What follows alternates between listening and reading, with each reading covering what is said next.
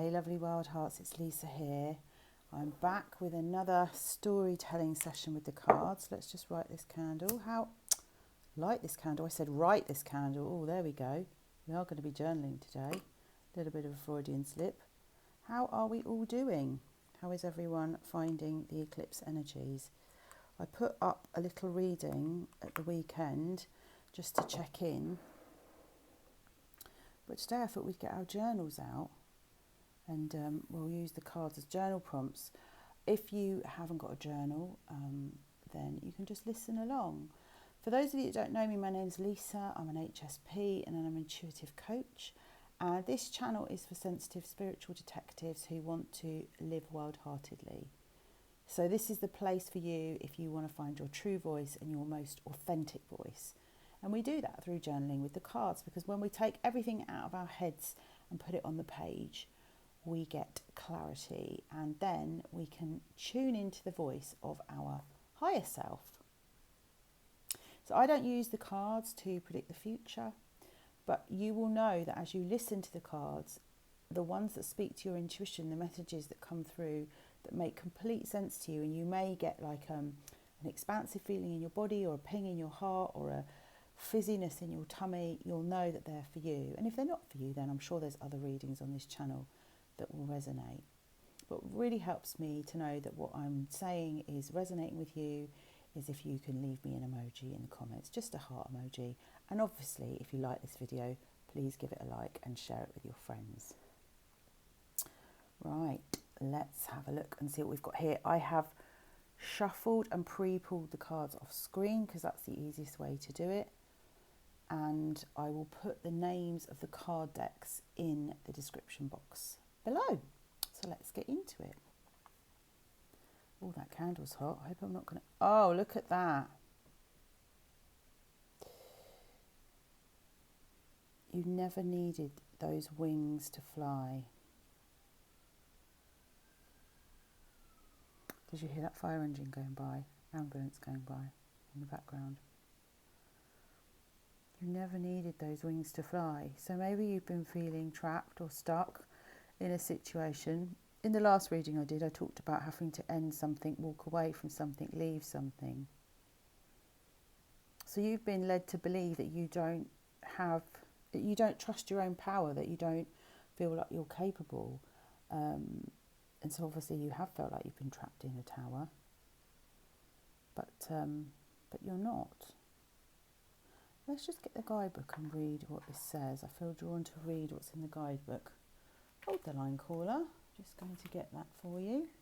Also looking at the number 8. 8 is the infinity cycle, isn't it? If you turn it on its side, it makes the infinity sign. Which is making me think that you are stuck in a pattern, that you're looping in, that you're going round and round and round in. I mean, look at her. She's got all this power, this energy around her, but she obviously isn't aware of it. Oh, here you go. It seems like you're stuck in a never-ending cycle of self-doubt and self-criticism.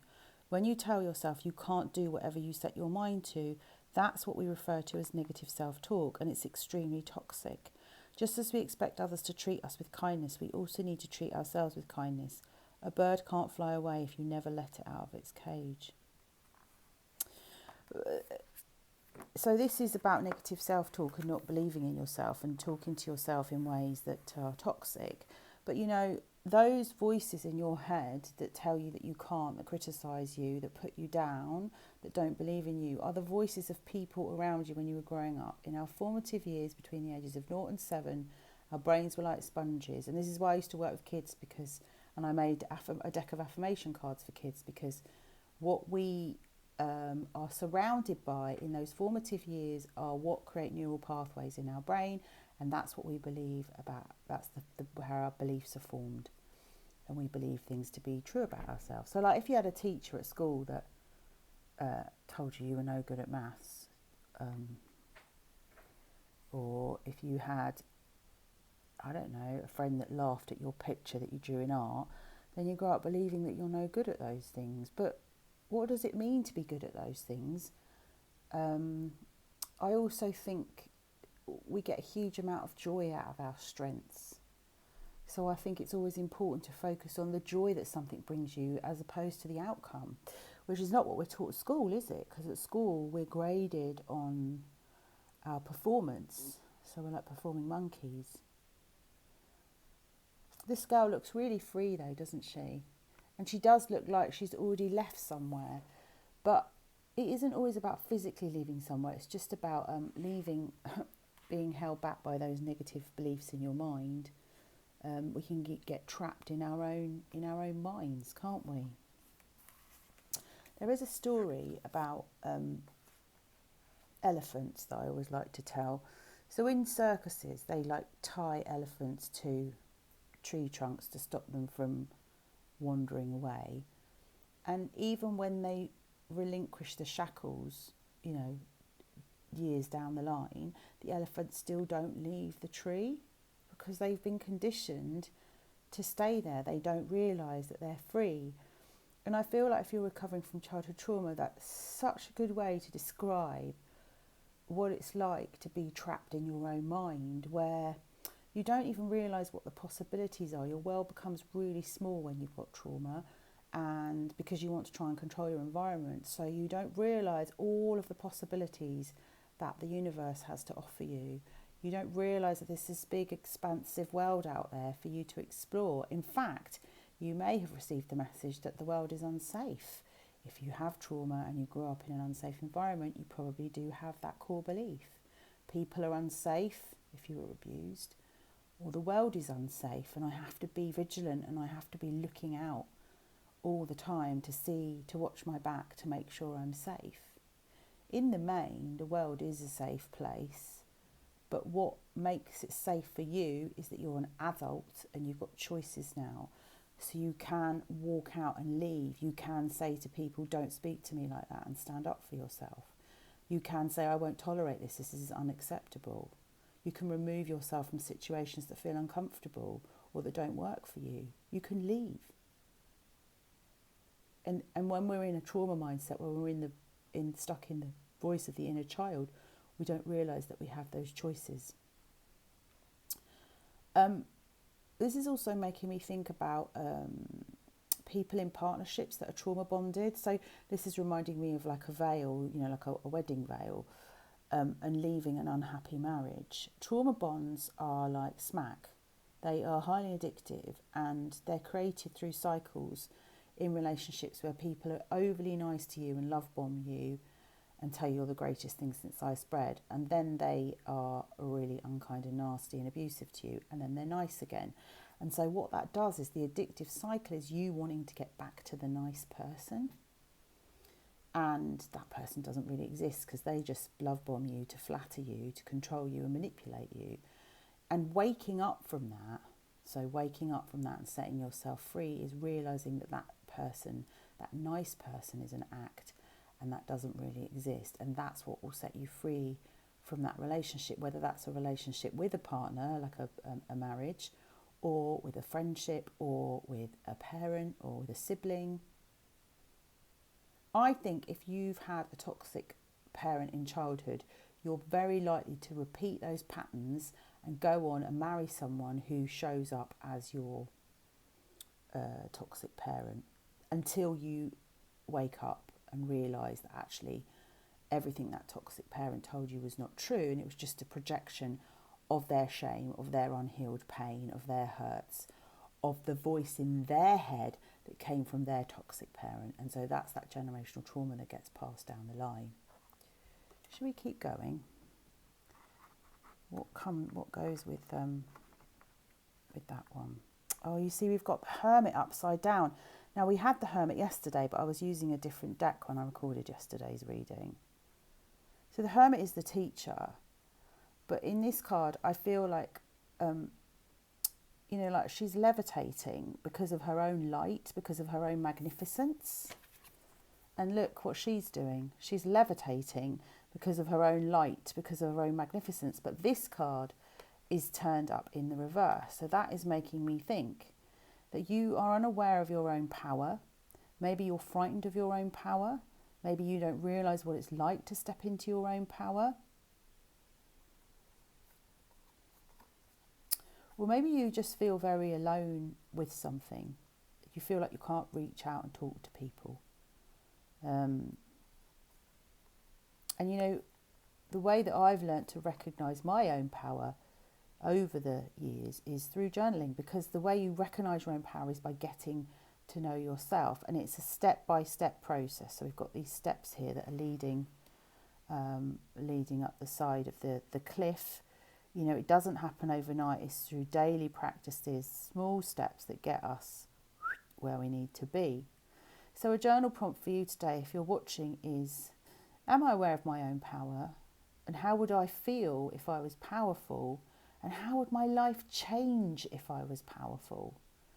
You know, if I really recognised how powerful I was. Now, again, if you've come from a toxic home where power was abused, you may be afraid of your own power because you have been role modelled power in a really dysfunctional, skewed way.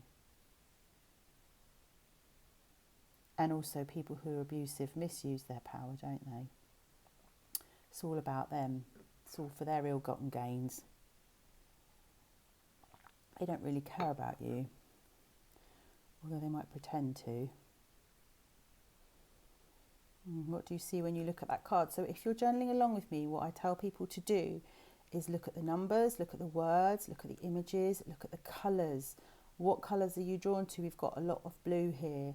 Blue in this card. Blue is the voice of your throat chakra, and yellow is the blue is the colour of your throat chakra, and yellow is the colour of your solar plexus, which is in your tummy, and that's your point of power. So when you put your voice and your power together, those two things connected up is what makes you powerful. So those of you watching may have had your voice taken away. You may have grown up in environments where you feel like you couldn't say what you wanted to say. Your words you were taught your words had power, as in your words could make someone sad or make someone angry, which actually isn't true. I hate it when parents say that to their kids. You're making mummy angry. Oh, you're making mummy sad. No one makes anyone feel anything. Those feelings are already inside that person, and they're activated when you say things. Normally, if it's a toxic person, they're activated when you point out a truth that they don't want to hear, and they get a bit narky with you. Right, let's keep going. On to the story cards now. Solitude. Yeah, you're feeling very alone with it. This could be one of two things. I mean, I feel like you have been isolated and alone. So if we go back to the first card, you've been in this tower. We isolate ourselves as trauma survivors because of the shame that we carry. The shame which is not ours to carry. It belongs to our parents. They vomited that shame all over us, and we've inherited it. And they've inherited it from their parents. There's a very good book by John Bradshaw called The Shame That Binds You or Us. Can't remember which one it is. Look out John Bradshaw. Everything you need to know about shame is in those books. And it all relates back to the inner child. See, and you could say that the inner child, if you look at this one, is trying to get out. Like her energy is now spilling out of you because, it's gotten to the point where she can't contain it anymore. Mind you, that one was upside down. So you have been isolating yourself. You've been feeling very alone with something. You're feeling like you can't talk. If you feel ashamed of something, I really would recommend that you go and talk to somebody. It doesn't have to be someone you know. Sometimes it's easier to share your problems with someone that you don't know. Share it with a therapist or someone like me or a healer. Someone who will create a safe space for you and provide privacy and confidentiality. Because by sharing your story, that frees you from that shame. When my clients tell me their stories and they've been holding them in for years and years and years, I'm always responding with empathy and compassion and kindness. And that's really what this card is saying, is how you want to start speaking to yourself with empathy and kindness and compassion, to cull that inner critic, to get rid of that inner critic. So if you have been isolating, you've got nothing to feel bad about, you're not a bad person, whatever's happened to you in your life, whatever you think you might have done wrong, whatever you might be blaming yourself for, reach out and speak to somebody. On the other hand, this card could be saying that you need some time alone to recognise these powers, to work through. So you can do that through journaling. You can sit and be with yourself and start to get to know yourself and form a connection, form a relationship with yourself. Oh, there's another one that's upside down here. So, little note on reading reversals. When cards come up the right way, then I read them as they are. And then obviously when they're reversed, I read them in the opposite. This card is the card of fierce. Again, this is very inner child energy, isn't it? Angry, assertiveness. Sometimes we need to tune into that anger because that anger is righteous anger, and that anger tells us we've been unfairly treated and we need to give it a voice. But this one is upside down, so I'm sort of wondering if you're turning that anger in on yourself, which you could be by harming yourself. So you could be drinking too much, filling yourself up with food, numbing yourself out on the internet, and not listening to yourself, not being there for yourself. I'm wondering if you are turning it in on yourself, or if inside you're fighting a battle with yourself. So there's a part of you that's saying, leave, go, be free, do what you want to do. And there's another scared part of you that's going, we can't leave, we have to stay. What will happen if we leave? Bad things will happen, we have to stay here. You have a choice. You're not a child anymore, you're an adult. You were a child and you didn't have choices. You did feel like you were trapped in a tower. But you're not anymore. You can get out. You have so many choices.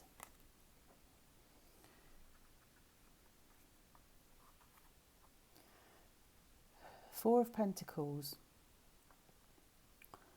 This for me is about holding on to yourself.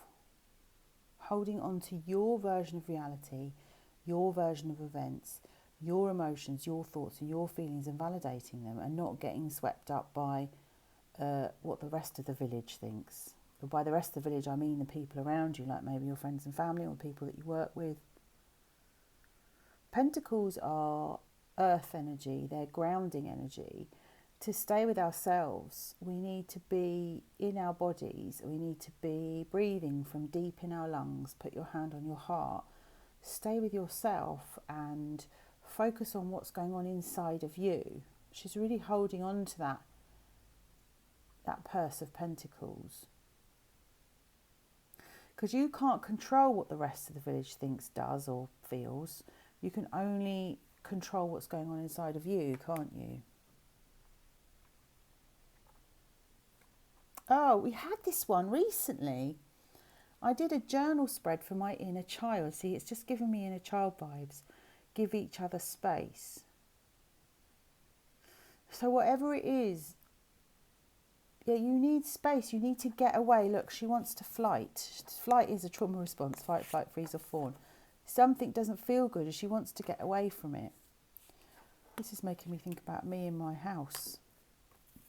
This is making me think about me in my flat. If you watched my video that I made about the rogue builders at my flat the other day with a bit of a plea for help, I can see that quite a lot of you have watched the video, but it hasn't had any engagement, which is disappointing.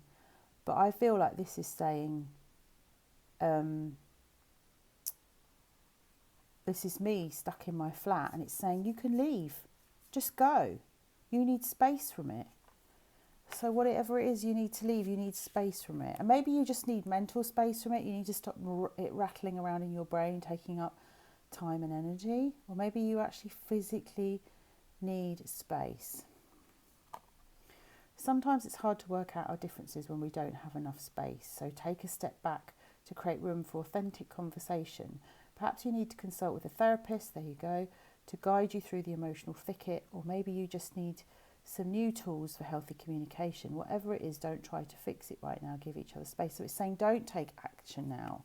So then when I look at this one, I think maybe you do need time to yourself to go within and reflect. And wild hearts are really good at reflecting. We're very deep thinkers and deep feelers. We do process stuff a lot slower than neurotypical people, but we do have a gift for reflection, for seeing the nuances in situations, from seeing it from all sides of the coin, because we've got excessive amounts of empathy. So take that time, take your space. Take your space.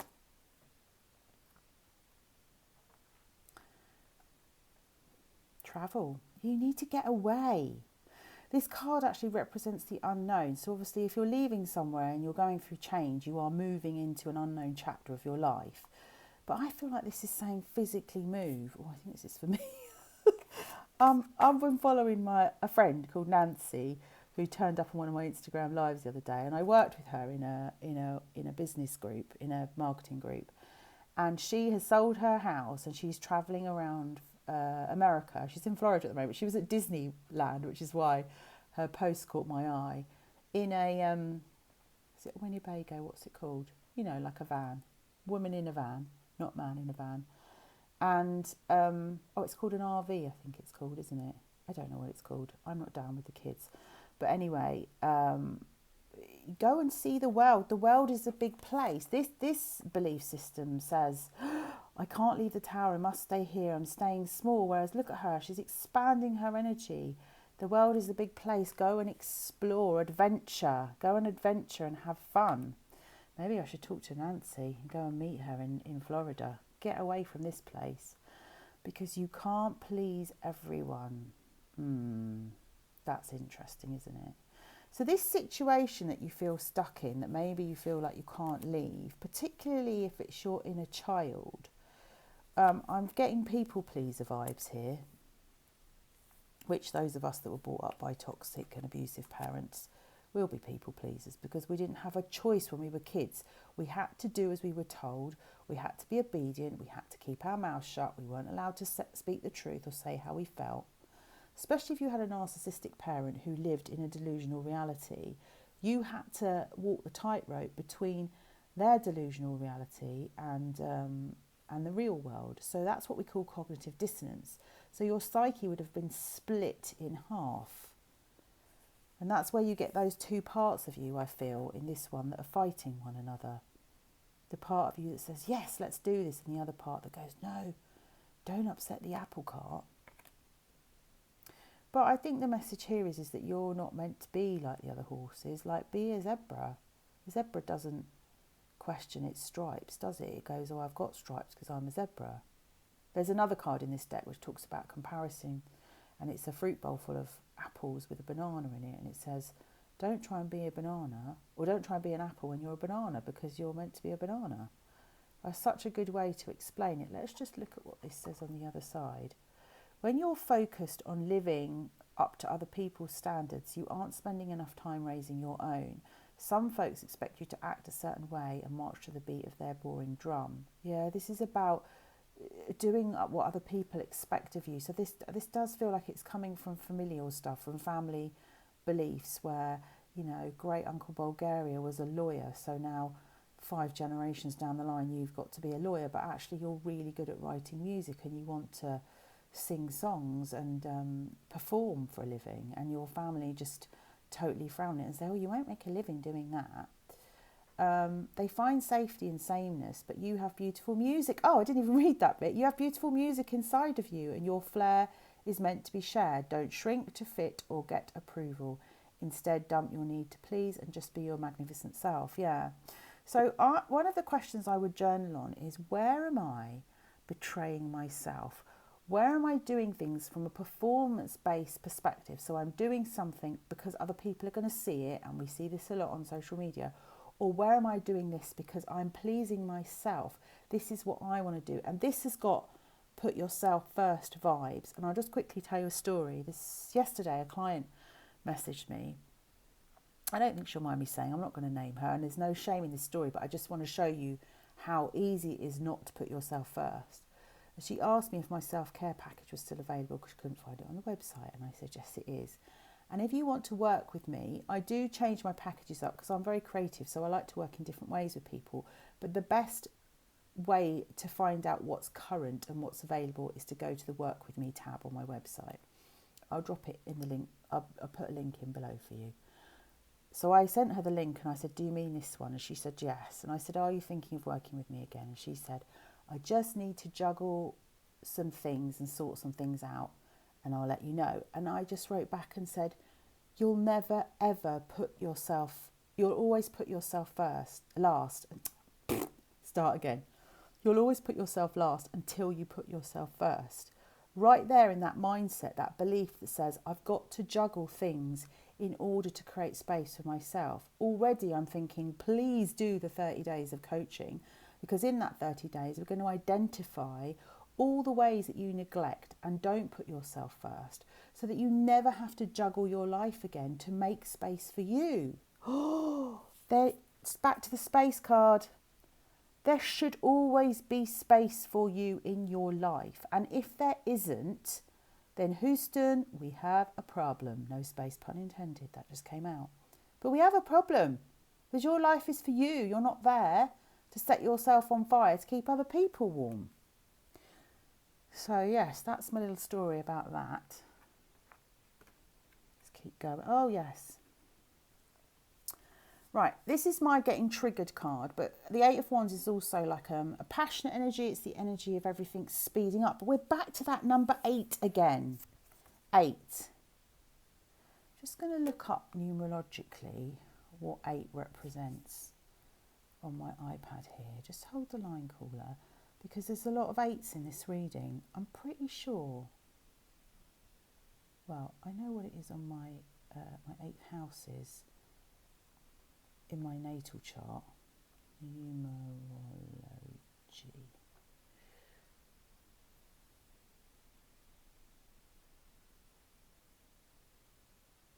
Right, numerology number 8 is associated with people who embody the traits of Saturn, the planet Saturn, such as, and they have lots of perseverance and ambition. They excel in leadership roles and are suited for careers in leadership roles. Interesting.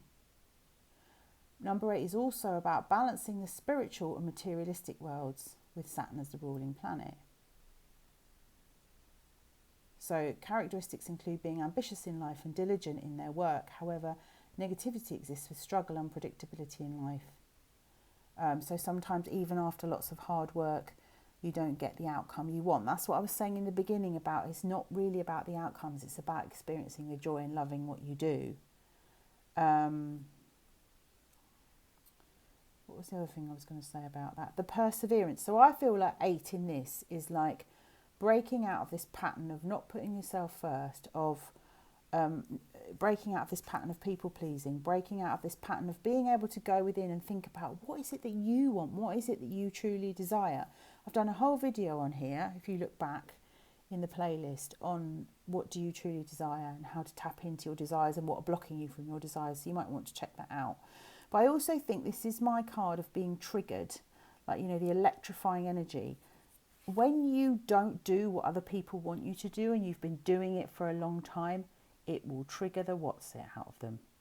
They will not like it, but that doesn't mean that you should bend yourself into a pretzel to keep them happy.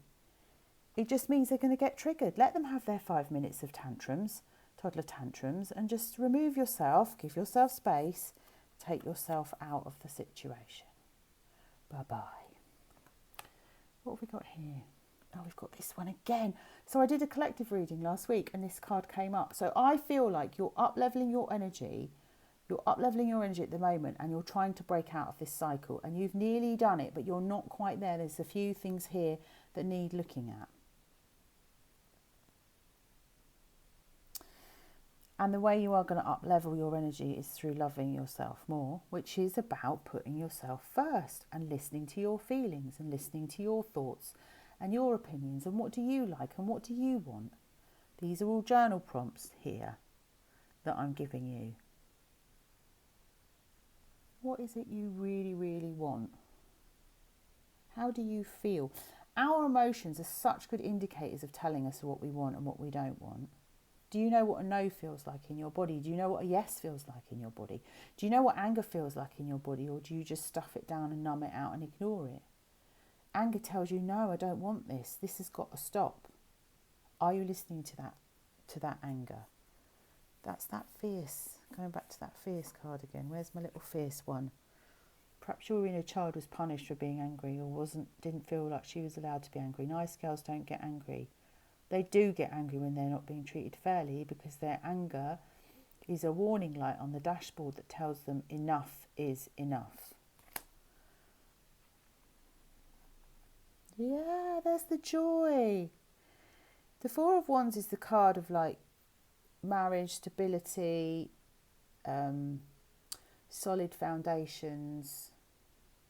I mean, those of you that don't come from healthy families, maybe you always feel like you're seeking this, but you're actually seeking it in the wrong people, because you feel like you've got to put yourself last because that was your pattern in your family. But actually with healthy people, they want you to put yourself first. They don't have expectations of you. You're not there to please them.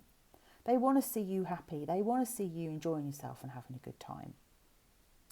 The Four here is that card of foundation, but we also had the Four of Pentacles back here before, didn't we? Where's my Four of Pentacles gone? Just juggling all the cards around on the table. The number 4 is about creating solid foundations. So, you know, when we break this cycle, when we up level our energy, we need a solid platform to build the next chapter of our life on. If you love yourself, you value yourself, that is the strongest place you can come from, because you're not going to get manipulated or treated badly, because you will listen to your anger when it comes in and say, no, no, no, that's not happening for me.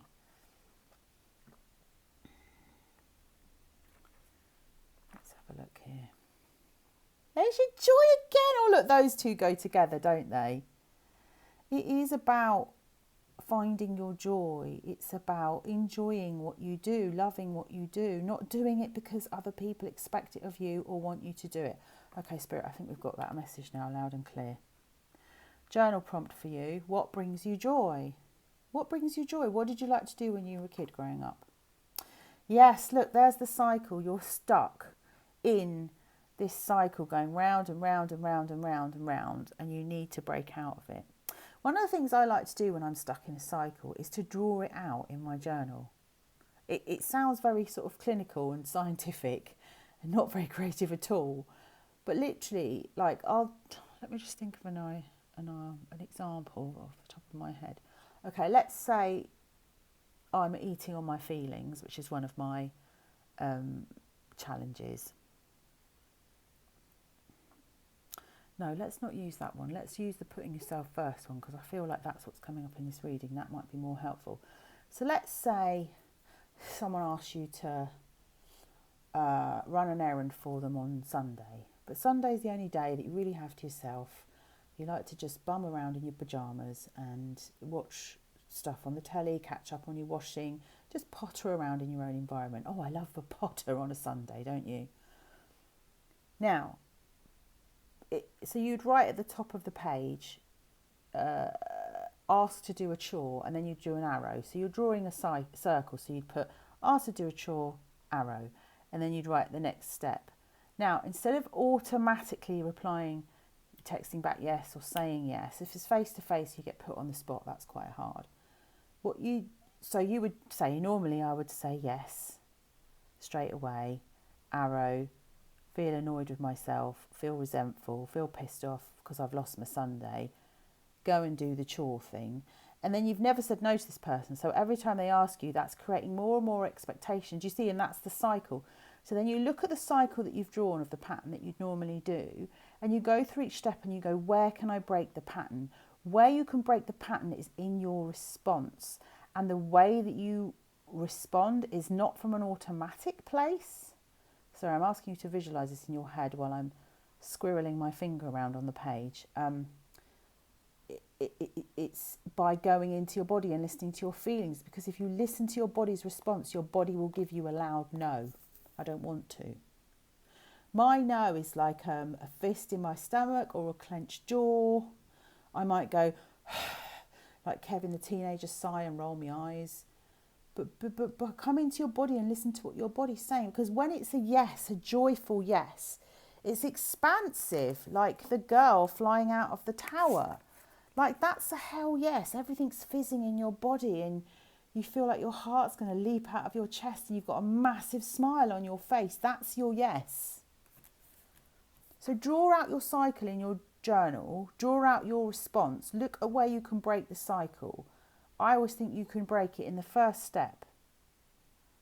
It's too late after you've said yes, isn't it? There's nothing you can do about it. I mean, you can change your mind. Oh, there's a whole thing about people not liking it when you change your mind. Of course you can change your mind. Circumstances change, people change. I was brought up with a rule. My dad had a rule. You've made your bed, so you have to lie in it. What a load of poppycock. Oh, matron. You don't need to do that. You can change your mind. Circumstances change. People change. You're allowed to say, I'm sorry, I can't do that now. I'm going to have to let you down. That's okay. Right, we've got work upside down. So I don't know if this is appertaining to you for a work situation, something to do with your job. But it's the wrong way round. I'm wondering if this is to do with your job and that you're working too hard. And so when we're busy, and maybe this is just about being industrious and being busy all the time actually, when we're industrious and busy all the time, we don't create any space for ourselves. Back to that word space again. Where's the spacey card? You need to create space from the busyness that is life, from your phone, from your obligations, from people that are making demands on you, and give yourself some space. There you go. What have we got now? Because you need to listen to your body, right? I just said that. Let's just read the back of this one then. Are you talking more than you're listening? Do you finish people's sentences for them? Shh. True connection is about how we make people feel and whether or not we're being open and present. Life is communicating with you. Now, I would say this is more about your body. Like, stop, pause, listen to your body. Your body is communicating with you, dear one. An important message is trying to get through. Let go of your fear of not being heard. Yeah, well, you're not listening to yourself, right? You want other people to listen to you, but do you listen to yourself? Another journal prompt for you. Where am I not listening to myself? Where is my body screaming at me?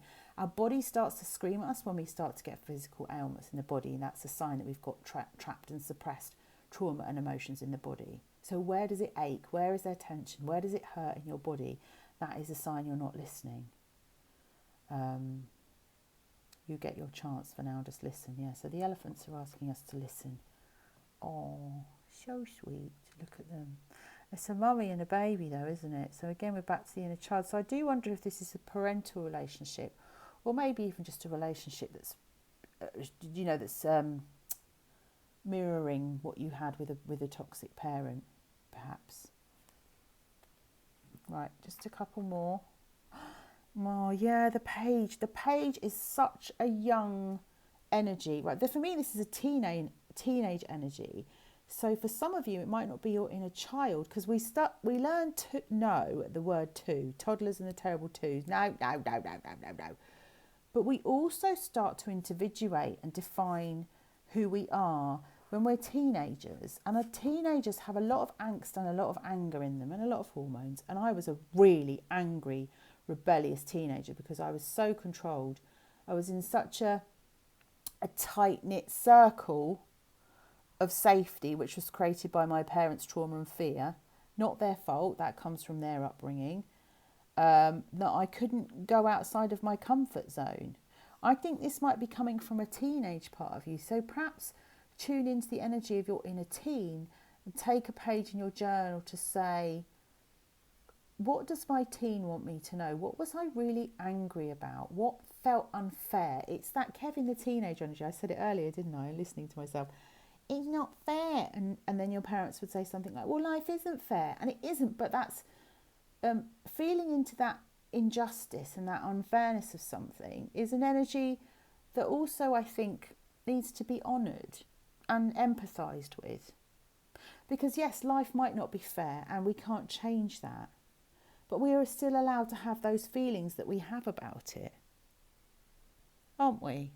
We're still allowed to have whatever feelings we have. People can't tell us how to feel.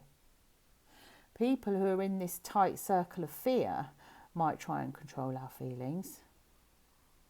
I mean, God, even having to stand on one leg, trying to balance on one leg, I mean, that just takes people pleasing to a new level. I used to joke with my sister and say, even if I did double flick-flacks around the garden with no clothes on, it just still wouldn't be enough. It's like a bottomless pit of not enoughness. And you only end up hurting yourself when you people please. Last one. I do like this deck by Amanda Lovelace. Oh no, it's not. It's a couple more. Oh yes, villain. You can always rewrite the story. Well, that's what we do with our journaling. And actually, I don't know if I can show you on here. I'll try. I've started creating a journal this month for putting myself first. And when I've finished, which will probably be at the end of the month when I've test driven it, I'm test driving it with my sister at the moment, I'll share it with you, and we can, you can do the same thing. I'll show you in a minute, like how far I've gotten with it, if you're interested. But it is about rewriting your own story and rewriting the next chapter of your life.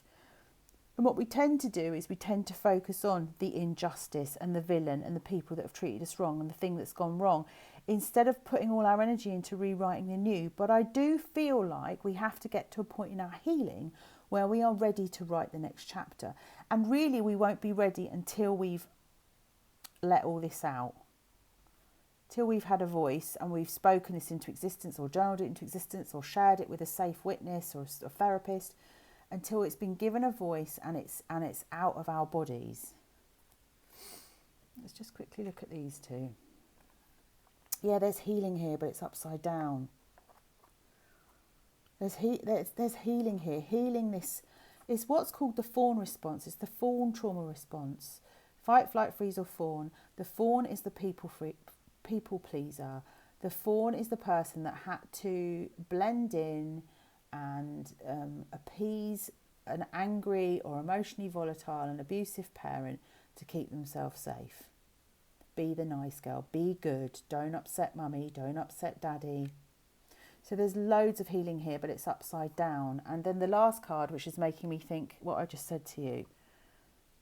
The Four of Cups it's a card of of boredom, because she's looking at these three empty bowls, but she's not focused on the new over here where all the energy is coming in. So maybe for some of you watching this, some of you will need to work through the past and work through those triggers and look at your fawn responses and look at your people pleasing. But some of you have done that to death, and it's meh. And now it's time to start building the new, which is who my new journal is for. Let me just show you. Let me just turn I can't turn the camera around, but let's just show you. Oh, can you see that? It's not great. So this journal is called This Is My Life, and it was inspired by the song by Billy Joel. You know, I don't care what you say anymore, this is my life. So I write to you a little love letter and tell you why I created the journal. And then this is all the different elements of the journal. And so you've got a dream section and a little poem for your inner child that I wrote, and some journaling prompts. Then you've got a vision board for creating your new life, more journaling prompts.